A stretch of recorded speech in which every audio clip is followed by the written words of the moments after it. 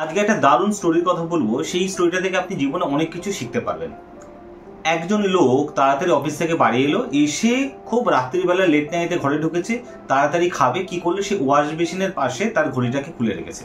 সকালবেলা ওয়াইফ দেখলো ঘড়িটা ওয়াশ বেসিনের পাশে আছে, জলে ঘড়িটা ভিজে যেতে পারে। সে কি করলো, ঘড়িটাকে নিয়ে সোজা ডাইনিং টেবিলের উপরে রাখলো।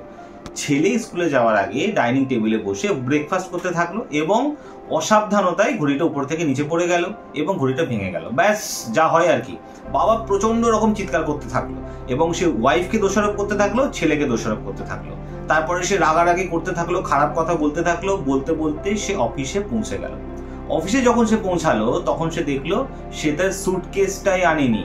সে হন্তদন্ত হয়ে ছুটছে, বাড়ি পৌঁছাচ্ছে, কারণ তার সুটকেসের মধ্যে এমন কিছু আছে, আজকে তার প্রেজেন্টেশন আছে। সে যখন বাড়িতে এলো, এসে দেখলো তার বাড়িতে তালা মারা। ওয়াইফকে ফোন করলো, ওয়াইফ কোথায় আছে না, ওয়াইফ বাজারে গেছে, এক্ষুনি বাড়ি এসো, আমার সুটকেসটা লাগবে, নইলে আমার মিটিং, আমি প্রেজেন্টেশন দিতেই পারবো না। ওয়াইফ তাড়াহুড়া করতে করতে মার্কেট থেকে বেরিয়ে আসতে গিয়ে পড়ে গেল এবং পায়ে দারুণভাবে চোট পেল। কোনো রকমে এসে চাবিটা দিল, সে সুটকেসটা নিয়ে যখন অফিসে পৌঁছালো, শুনলো ক্লায়েন্টরা অনেকক্ষণ লেট করেছিল, কিন্তু আর লেট করলো না। অনেকক্ষণ ওয়েট করলো, লেট করলো, সবই তাদের হলো, তারা অফিস থেকে চলে গেল।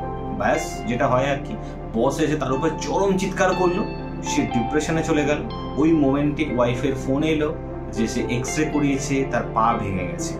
ঠিক সেই মোমেন্টে তার স্কুল থেকে ফোন এলো, তার ছেলের স্কুল থেকে কি ফোন এলো না, তার ছেলে পরীক্ষায় প্রচন্ড খারাপ রেজাল্ট করেছে, আগামীকাল তাকে স্কুলে দেখা করতেই হবে। এবার ভাবুন, সেই ভদ্রলোক, সেই লোক যে চেঁচাচ্ছিল, সে তার ওয়াইফের ট্রিটমেন্ট করাতে যাচ্ছে, বসের গালাগালি তার সবসময় মাথায় ঘুরছে, আবার ছেলের স্কুলের টিচার তাকে নানা রকম ভাবে কথা শোনাচ্ছে।